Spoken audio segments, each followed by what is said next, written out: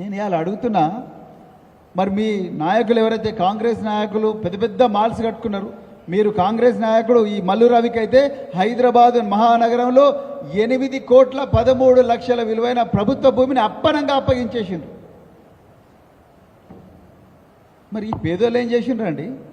చెరబండ రాజునగర్ అమ్మవారి దేవాలయం పక్కనే ఉంటుంది, భద్రకాళి అమ్మవారి దేవాలయం పక్కనే.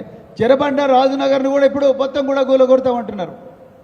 అమ్మవారి దేవాలయం పక్కన ఉండే ఎస్సీల కాలనీలన్నీ కూడా కూలగొడతామని అంటున్నారు. ఎందుకయ్యా మీరు చేవేల డిక్లరేషన్లు ఏమో ఎస్సీలను గుండెలో పెట్టుకుంటామన్నారు, మరి అలా ఏందో మొత్తం ఎస్సీలు ఉండే కాలనీలు కూలగొడుతున్నారు. మీ హైడ్రా మరి తిరుపతి రెడ్డి ఇల్లు కూలగొట్టాలి కదా దుర్గం చెరువులో. రేవంత్ రెడ్డి గారి సోదరుడైన తిరుపతి రెడ్డి గారు మీరు ఆయన ఇల్లు మన హైడ్రా అధికారులు మీరు తిరుపతి రెడ్డి ఇల్లు కూలగొట్టాలి కదా.